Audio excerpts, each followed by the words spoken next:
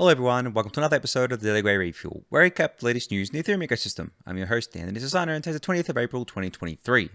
Alright everyone, let's get into it. So, starting today's episode off with some very positive news. So, Alexei Pertsev, the arrested Tornado Cash developer that I have spoken about a bunch of times on the Refuel, has or will be released from holding and will be free to wait his trial at home from the 26th of April. So, he has been unfortunately detained or in jail for quite a while now, actually, since I believe September was his arrest, August or September, I think was his arrest. And he had been detained since then, and then charges were brought against him, but now he can await his trial at home with electronic monitoring, well, starting on the 26th of April here.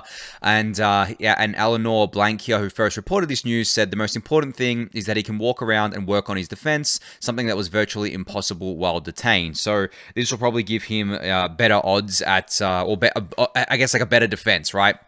And probably a better outcome for when he is eventually sentenced, if he is found guilty, or maybe he's found innocent, right? We don't know. Obviously, it's going to trial here. I don't know when the trial date is. I don't know if a trial date has been set, but that's the latest on Alexei Pertsev here. Now, if you want to follow along with his trial, I think you can follow this free Alexei Pertsev account here, which I'm going to do right now. I hadn't done that yet, and I think that they report on all things got to do with him. And I think it's actually quite a interesting case, not just from the perspective of like for me wanting to see Alexei freed, but I think it's interesting from like what kind of precedent it can set. Like if Alexei is found guilty, like what's he found guilty of? Is he found guilty of writing a code, contributing to Tornado Cash, providing code for people, providing a product for people to use to protect their privacy, or is he found guilty of other things such as the money laundering charges against him and stuff like that? So it's going to be a very interesting,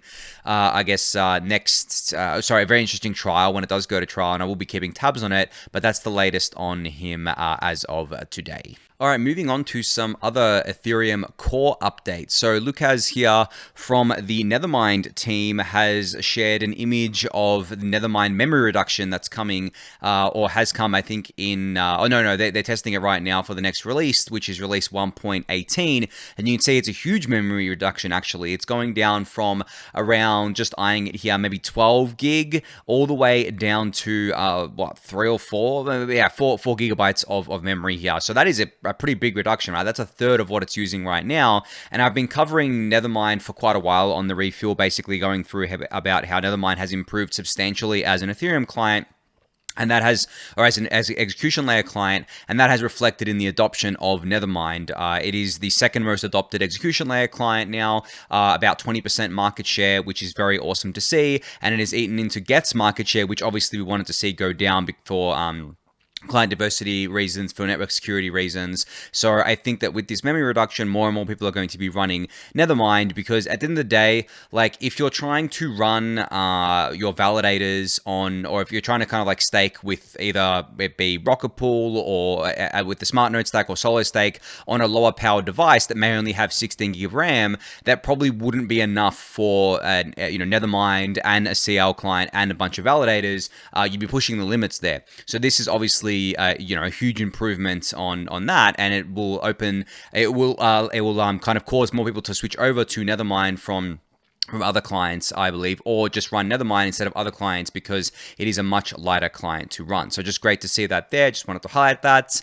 Next up, we had an update here from Carl Beek, who is one of the KZG Ceremony coordinators. I did speak the other day about how they were opening up the contributions again and doing it in a novel way, where essentially people with account that had 128 transaction nonces, 128 transactions on their address or more would be eligible, and then that would be lowered over time. And you can see here in this chart what the lobby size looks like over time for the KZG ceremony. It looks a lot smoother, right? Like looks a lot more flat, and it is reducing over time, and the queues aren't as long from what I've seen. I think people are still having trouble getting their their commitments included. It's not a perfect system, of course, but it is a much better system than was in place before. So keep trying if you're trying to get your commitments into the KZG ceremony. And someone in the Discord channel actually, I should get this link handy so I remember. So I'm going to quickly grab this link. But someone linked the GitHub repository for the KZG ceremony clients, which I'm getting up here for you now, that you can go check out. I'll link this in the YouTube description below. But this basically allows you to run the client locally instead of having to use the website. And this will improve your chances of getting yourself included as well. So for those of you who want to do that or interested in doing that, I'll link the GitHub repository in the YouTube description below, and you can check that out for yourself. All right, so a quick little thread here from the Bankless account where they tweeted out saying, coming soon for Ethereum. Here are the next three big things on the Ethereum roadmap from here on out. Now, of course, I talk about these things a lot on the refuel already, but it's just a good refresher of the big things coming for Ethereum this year and next year. So obviously we have EIP 4844 or proto-danksharding, which we are hoping arrives later in the year. We have our distributed validator technology or DVT or squad staking, something that I've been talking about a lot recently. So that shouldn't be, that shouldn't come as a surprise to you that it is one of the next major upgrades for Ethereum as an ecosystem. Obviously, it's not something that is going to be deployed to the Ethereum core protocol itself. It is something that sits on top, and Opal Network and SSV Network and a few others out there are building these products here. And as I mentioned, I believe yesterday or the day before, I am currently running a DVT validator with a bunch of other people using Opal Network's technology on mainnet. Now, this isn't open to everyone yet. It's a closed alpha that they're running on mainnet right now. But as Bankless says here, Opal at least expects mainnet deployment before 2024. So sometime this year. Next up is Proposer Builder Separation or PBS, which is something that I've been talking about a lot on the refuel. Bankless says here probably 2025 and beyond for deployment. This is a core protocol change. Look, I don't know when it's going to go in. It could happen before 2025. It could happen after 2025, could happen in 2025, right? It's too early to tell, I think. There is a lot of ongoing research into the best way to do PBS on Ethereum. A lot of this research is being influenced by the MEV boost ecosystem generally, because at the end of the day, when you really break it down, PBS is just taking the existing MEV boost infrastructure or essentially taking the activities that the existing MEV boost infrastructure performs and enshrining it in the core protocol itself so that it becomes part of the core protocol and it's not this sidecar software that gets added on. But as I said, there's a lot of research and development happening there. A lot of considerations of different trade-offs and the best way to do it because of that. So expect that, I don't think I wouldn't put money on next year for PBS, but probably 2025, right? I think that could be a good target there, but we'll have to see. And then Bankless links, for more on all the big upcoming upgrades, you can tap into Bankless's latest newsletter here, which is titled "Where Does Ethereum Go Next?" So just a great little thread here highlighting where Ethereum goes next, and a great little image here as well. Like I love this. It kind of reminds me of One Piece, where I don't know if anyone's familiar with the One Piece world. It's kind of like a straight line, maybe turned over here with the boat surrounding it. But no, it's cool. It's in the logo, the shape of an ETH logo, of course. But yeah, anyway, you can go check out the thread in the newsletter for yourself. I'll link it in the YouTube description below. All right, so I put this tweet out today highlighting something that I thought was really interesting, and I got a bunch of interesting replies in response here. So I tweeted out a screenshot of cryptofees.info, and I said, Arbitrum One and Ethereum Layer 2 network just did more daily fee revenue than Bitcoin. Not to mention that Ethereum itself did more than 28 times the fee revenue of Bitcoin in the same time period. Now, there's a few things I think I need to kind of clarify here. What this website shows, cryptofees.info, is the cumulative fees of everything that they track. Now, they track more than just blockchains. They track more than just layer 2 networks. They track applications as well. As you can see here, Uniswap, GMX, Synthetics, and SushiSwap are all applications. They are not networks, whereas Ethereum, Arbitrum One, BNB Smart Chain, Bitcoin, and Optimism in my screenshot are networks. So they sell different products. The networks, they sell block space, right? Whereas these apps, the Uniswap sells liquidity, SushiSwap sells liquidity, GMX sells liquidity for perp products. They sell different products here. So it doesn't make any sense to compare those. And I actually should have hidden those from my screenshot. That's the first point of clarification on there, along with, this being cumulative fees paid on the network each day with a 7-day average as well. It is not individual fees, right? It is not like because people are paying really high individual fees. For example, you could have $10 million of daily fee revenue on a network, and each transaction could have cost 1 cent. It just means you had a lot of transactions that added up to that $10 million. Now, obviously, for Ethereum Layer 1, transaction costs are quite high pretty much all the time now. We're back at 50 Gwei as like the norm. So that's why it is so high, but people are still paying them, right? And this goes back to a lot of the things I've said about fees for a long time on the refuel. People are still paying them. The demand is there. It doesn't matter what they're paying them for. They're willing to pay it, and most of that gets burned, which I'm actually going to talk about in a sec as well. Same is true for any of the other things that sell block space, such as layer 2s like Arbitrum One, and such as Bitcoin, right?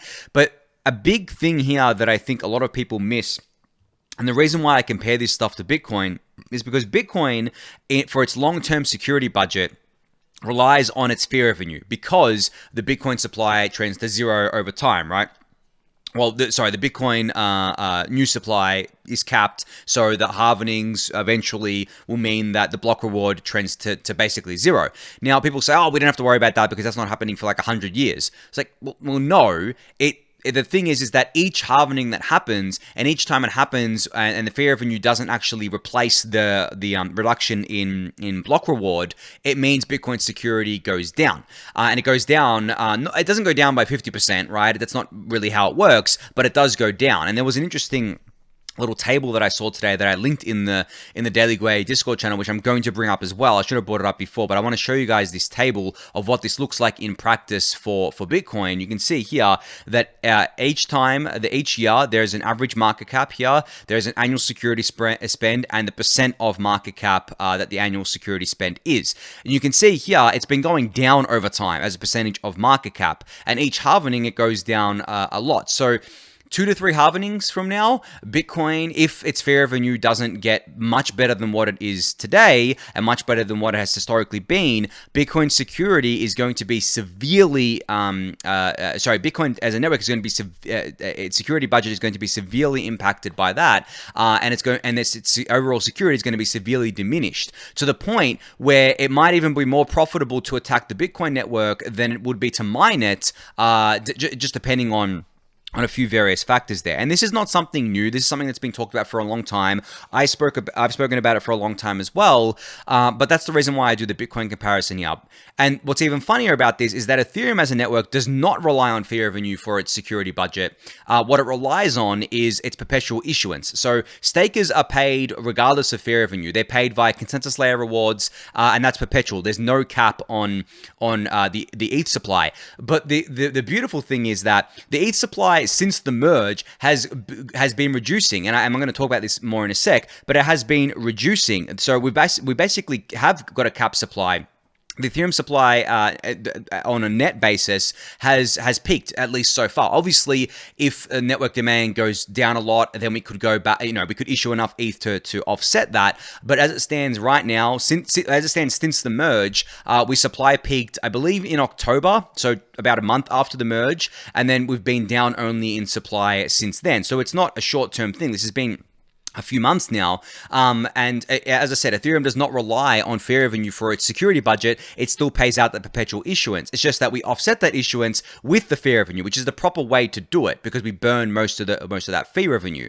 And then on top of that, the fact that a layer 2 network, just one layer 2 network, right, is doing more fee revenue than Bitcoin should really speak to the fact that whether it be Ethereum layer 1 or layer 2 networks, they have so much way more demand than Bitcoin layer 1 does. So anyone who says, Bitcoin's layer 1 demand is going to go up over time, fee revenue is going to go up over time, that's not what's going to happen at all. Bitcoin as a network can really only do one thing that people are interested in, and that's sending Bitcoin across the network or sending BTC across the network. I know that, you know, with the advent of Taproot, there was these kind of like ordinals and things like that, but they're very limited, and they're an inferior product to NFTs on Ethereum in my view. And I don't believe that they're going to have lasting demand. And if you look at the statistics around it and the metrics around it, it doesn't seem to have lasting demand at all. And maybe other things can be built on with Taproot, but still, it's going to be very limited compared to something like Ethereum. So that's why I compare this stuff to Bitcoin here.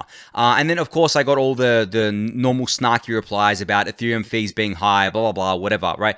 At the end of the day, Ethereum Layer 1 fees are never going to be cheap enough for everyday users. That's not what is being designed here. The Layer 2s and then the Layer 3s built on top of those Layer 2s are going to be the user-facing layers, and that's how Ethereum is scaling. And obviously, the Layer 2s have an incredible amount of demand, because you can see that not only did Arbitrum One do $700,000 of fee revenue over the last day, Optimism did $350,000 of fee revenue over the last day as well. And then the other Layer 2 networks are obviously going to catch up over time as they become more successful as well. So the demand for Ethereum block space, whether it be on Layer 1 or Layer 2, is insane, right? It's insane. And it's just crazy how it all plays off of each other as well, because the more activity on Layer 2s, the more activity on Layer 1, because the Layer 2s pay Layer 1 for to settle their call data on, and in the future, their blobs on, and settle the transaction proofs. Users will bridge, you know, from Layer 1 to Layer 2, back and forth and stuff like that. So it all influences each other, and it's all running as kind of like a well-oiled machine here. So that's why I put that out there. But just a great achievement for the Arbitrum One network here, and kudos to them on that. Now, I've spoken a lot about the burn just then, and about fee revenue. Well, as of today, since the merge, the ETH supply has reduced by 100,000 ETH. This is crazy, guys. Like, I think I need to underscore just how crazy this is. As I said, back in October, I think the exact date is October 13th, is when the ETH supply ETH supply basically was capped. So essentially, I think it was back then on the Ultrasound Money website, but essentially what happened was that the ETH supply reached its maximum amount, or I guess like its top amount, I should say, and then it's been down only kind of since then because of the burn. And now since the merge, it's down 100,000 ETH basically. So we essentially put a cap on Ethereum without putting a cap on Ethereum. Now, of course, it is a soft cap because we could issue more ETH to offset this burn, and then come back into positive territory instead of inflationary territory instead of deflationary territory. But the thing is that it's really hard to outprint the burn, right? So because, for example, to outprint the burn, you would have to not only print. Not only printing. I mean, okay. Let me put it this way to you: the printing of new ETH, right? The creation of new ETH is kind of, it's not static, it's variable depending on the amount of ETH that's staked, but it doesn't vary that much. Whereas gas fees can vary quite wildly. They can go from 10 Gwei, right, a few weeks ago to 50, 60 Gwei consistently now, and that's a huge variation there. But the new ETH being issued does not vary that much, because the amount of ETH being staked, or the amount of validators online, does not vary that much. And especially post withdrawals, we've seen it's been a week since withdrawals have been live. We've seen that really the only people that are withdrawing are the ones that have been forced to. And we really, we've kind of seen that staking is going to be an up-only endeavor as well. Now, what I want to kind of underscore here is that the ultrasound barrier, I believe, is at like 17 Gwei or something like that. So the thing is that we can be at net zero kind of issuance each day as long as the gas prices are above 17 Gwei. Now, anything above that puts us in deflationary territory. Now, in order to issue another 100,000 ETH, so to net issue 100,000 ETH, it would take probably months at this point. It would take gas fees being lower than the ultrasound barrier to do that. And then when you do the math on that, even if it's only low, if it's only lower by like 1 Gwei, it will take a long time to outprint the burn, because we're always burning ETH. It doesn't even matter if Gwei is 1. As long as there's some amount of fee revenue happening on the Ethereum network, we are always burning ETH. And the Ethereum network shows no signs of slowing down in terms of the fee revenue that it generates. So when looking at it like that, there's no reason to believe in the foreseeable future that we're actually going to go back into an inflationary territory. It might be dangerous to say this, but I think it's a pretty educated guess or educated assumption here that the ETH supply has actually peaked, and we're actually going to be down only from here on out. Because it is still a bear market, right? And the amount of demand that we're seeing is crazy. And as I said, even if we're only just above the ultrasound barrier at 17 Gwei, whatever it is right now, we're still offsetting the issuance, and it wouldn't actually change this. Let's just say, for argument's sake, that we negative 100,000 ETH right now, and let's just say we go to the exact ultrasound barrier, and let's say it's 17 Gwei, just for argument's sake, and we stay there for like a month. The net supply change would still be 100,000 ETH. Because we haven't outprinted anything, right? Because we're at 17 Gwei, we're basically at net zero, issuance being added. So the supply change would just be at 100,000 ETH. Now, obviously, it doesn't work like that, but just to give you context around how this stuff works. Now, of course, you guys can do the math yourselves if you want and work out all this stuff. I've actually said to the Ultrasound Money guys, the people who run the Ultrasound Money website, that I think that they should have a calculator on their website to show how long it would take to actually outprint the burn, and you could adjust a few parameters on there. But all in all, it's stupidly bullish, guys. Like, this is just so bullish. It just shows that the Ethereum, I guess, like monetary engine, or the Ethereum economic engine at the core protocol, is working as designed, and it is working so beautifully, and it is working beyond my expectations, to be honest. I did not expect to be back at 50 plus Gwei consistently in a bear market, but hey, we are, because there's just so much demand to use Ethereum block space. And what's hilarious is that even though there are all these other Alt-L1 networks out there that are cheaper, obviously because they're more centralized, but they're cheaper to use, and the fees are actually probably like a cent or less or something like that. People still use Ethereum. They still use the L2s because that is where the activity is. That is where the ecosystem is. That is where everything is happening. That is where everyone wants to be. That is what people are used to. That's what's probably the easiest to use in a lot of cases as well. So that is even more bullish, because it shows that really all the demand is in the Ethereum ecosystem, and that's going to continue playing out over time as well. So yeah, just wanted to highlight that. A little bit of a bullish rant there for you. Anyway, moving on. So another really bullish thing that happened actually was that A16Z introduced something called Magi, which is a brand new OP stack rollup client written in Rust. So basically, the OP stack now has client diversity. So there is going to be the client that has been built by the Optimism team, another client that has been built by the A16Z engineering team, and they've been working on this to help improve the client diversity and resiliency of the entire OP stack ecosystem. Now, the awesome thing about this is that this new client doesn't just apply to the Optimism network, but because it's built as a rollup client for the OP stack, it applies to any projects that are using the OP stack. So for example, Base, if they build their own client, their own client for their own base rollup, right? They can immediately plug in Magi and use that as well. So the fact that it's built on the OP stack is really, really awesome for all the other rollups that are going to be building on there, because they get client diversity out of the box. Now, of course, this is all available on GitHub here, all the code and everything for you to take a look at. Not sure what the license is right now. It's AGPL v3, so I don't think that's a fully open source license just yet. But it's still early days for this. But yeah, that's all available on GitHub. There's also a blog post about this, as well as a tweet thread here that I'll link in the YouTube description below. But I think this is absolutely awesome. I really love client diversity generally. Obviously, at Ethereum Layer 1, it's incredibly important. But the fact that it's already coming to these Layer 2s is really great for the ecosystem. It adds resiliency, it adds security, it adds decentralization as well, because A16Z crypto, even though they're heavily invested in Optimism, I believe they were one of the first investors in Optimism. They have a pretty big bag there.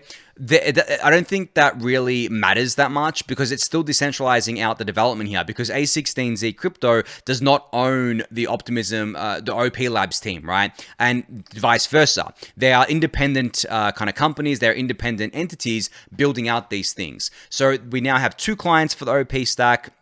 which is awesome to see. I think we're going to have 2 clients for Arbitrum, the Arbitrum stack as well, because there is the one that was built by the Offchain Labs team, and you remember that Offchain Labs, they acquired Prism, or Prylabs, I should say, which are the builders of the Prism Ethereum consensus layer client. So I would assume they're going to be building a client for the Arbitrum ecosystem as well. So we're going to have client diversity across all the most successful L2s, I believe, and it's just great to see that it's already coming to the table. I mean, I didn't expect something like this till maybe next year, but the fact that we're getting this in 2023 is very positive. But you can learn all about Magi. I'll link this in the YouTube description below for you to do so. All right, so Brantley has announced something, or at least kind of put a tweet out about something called the Ethereum Follow Protocol. And he's put a thesis here saying Ethereum needs a native protocol for following other Ethereum accounts. This is a high-level proposal meant for soliciting feedback and sentiment. So this is a pretty long tweet. It's not your normal tweet. It could always be a blog post, right? But I thought this was just a really cool idea that I think is worth paying attention to. You can see what this looks like. The Ethereum Follow Protocol. Follow me, following unfollow. It's basically a proposal and spec for what this might look like. So I just wanted to highlight this, share it with you guys. You can go check this out. It'll be linked in the YouTube description below. But great to see more of these kind of, I guess, non-financial, non-speculative things being proposed and being talked about, because at the end of the day, there's a lot of stuff that we can build with crypto that's not necessarily speculative or financial, and we have more and more tools coming online to build them with. So yeah, just something interesting for you guys to check out. I'll link it in the YouTube description below. All right, Offchain Labs has a new blog post out breaking down validator performance tracking on the Arbitrum One network. So Potes here breaks down the components of a validator's reward and provides guidance on diagnosing and resolving issues that can cause stakers to miss out. Now, I don't know if this is I'm not sure if this is validators for the Arbitrum One network or for the Ethereum network. I think it's for the Ethereum Layer 1 network, not for the Arbitrum One network. Excuse me there. Yeah, I can see it here. I hadn't read the blog post yet. I just saw the tweet and I thought it was interesting. So you can see here the breakdown of the performance. This has been posted on the Offchain Labs Medium page here. And Potes, I believe, it works on the Prism clients. So yeah, that's why it was posted here on the Offchain Labs blog thing. But it is quite a long read. It can get quite technical. I think it's a 22-minute read, Medium says here. But it's a great little post just to see what the validator performance looks like across clients and on the Ethereum Beacon chain. So definitely go check this out. I'll link it in the YouTube description below. All right, so Awoki from Gitcoin. Well, not technically from Gitcoin anymore, but he definitely was the one of the original founders of Gitcoin, has shared an impact report that Gitcoin put out. So he says here, 6 years after its founding and 2 years after the launch of the DAO, Gitcoin's top-line impact is 3.8 million donations worth $50 million. And then he tweets out a summary of the overall impact report here. You guys know I love Gitcoin. I participated in pretty much every Gitcoin grants round, I believe. I've been promoting them for quite a while. I've been a beneficiary of it. But Gitcoin goes, way beyond grants. They're all about public goods funding. They're all about refi or regenerative finance. They're all about turning degens into regens, right? Degenerates into regenerates. And Awoki's been at the forefront of that for as long as I can remember. Now working at Supermodular, which is, I believe, investing in teams and projects building around this idea of a regenerative finance or regens and refi and things like that. But yeah, you can go check out Awoki's thread here because it highlights the, I guess, most important aspects of the report. And the full report is available at impact.gitcoin.co. I'll link this in the YouTube description below. All right, so Lucas from Maple Finance has put out a tweet saying the Maple Finance Treasuries pool is now live. Super exciting day for us here. Big hat tip to the team for getting this shipped. So you can see here in this tweet, the cash management pool, as they're calling it, has been specifically designed as an on-chain cash management solution. The pool meets the liquidity, risk, and accounting requirements of non-US DAOs, offshore companies, and Web3 treasuries. So basically, management for basically a tool for all things cash management here. There's a thread on how this works and all the features that they've got here. Features such as simple and fast access for non-US accredited investors and entities. The pool will pass the 1 month US Treasury bill rate, less fees to lenders. Interest accrues immediately and next day withdrawals are facilitated. Ability to monitor and measure performance 24/7 and all the other good stuff that we're used to within DeFi and the on-chain finance ecosystem. So I'll link this Maple Finance tweet in the YouTube description below for you to check out and to read all about this new product that just went live, or just was introduced, I should say. All right, last up is a bit more drama from the SEC here. So first off, Coinbase actually announced that they have gotten a Bermuda license and plan to launch an offshore exchange, an offshore derivatives exchange in the coming weeks. Now, I quote tweeted this and said, "Congrats, Gensler, you pushed Coinbase offshore." And that's exactly what's happened here. I bet that Coinbase would have loved to launch this exchange in the US and be, as compliant as they have to be, service US customers, be protected by the US regulatory apparatus, but unfortunately, that doesn't really exist for crypto, the US regulatory apparatus. The US regulatory environment is incredibly hostile towards crypto, as we all know, so Coinbase has basically said, well, we're not going to stick around and let our offshore competitors eat our lunch, we're just going to move offshore as well and take our business with them. This is an incredible loss for the US, all thanks to regulators like Gary Gensler, who just do not want to provide any clarity in crypto. It's thanks to the politicians that support Gary Gensler and his ilk. It's just really, really terrible to see this. It's really disappointing to see this, but it's also good from a decentralization perspective because it means crypto is actually being forced to decentralize away from the US. So that's the only kind of silver lining I can see here, really. But obviously, on the other side of things, it's really bad for the US because they're losing out on a lot of economic activity and a lot of future economic activity. It's crappy for the US-based projects that have to jump through all these hoops to do stuff offshore. It's really shitty for the US-based startups because they may be wondering to themselves, well, you know what, I'm not going to build my crypto project while being based in the US, or I'm not going to register in the US. I'm going to go offshore somewhere else where it's much friendlier and do it there. So the great crypto, I guess like mindshare bleed from the US is happening and at a really, really fast pace. I don't see anything to be positive about on the regulatory front in the US. I don't really see any guidance coming unless the Gary Gensler is removed and replaced with someone that's a lot more progressive on the SEC side of things and is a lot more friendly to crypto. And as I said yesterday, I don't expect that to happen anytime soon, and if it does happen, it'll probably have to wait until the election next year, and it relies on the Republicans winning, because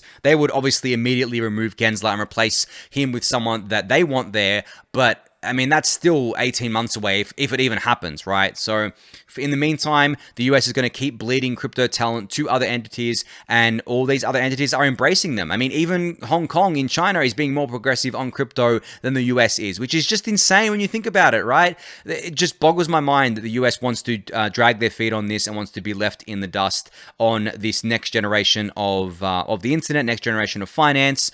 But I guess their loss, the rest of the world's gain. But on that note, I'm going to end it there for today. So thank everyone for listening and watching. Be sure to subscribe to the channel if you haven't yet. Give it a thumbs up, subscribe to the newsletter, join the Discord channel, and I'll catch you all tomorrow. Thanks, everyone.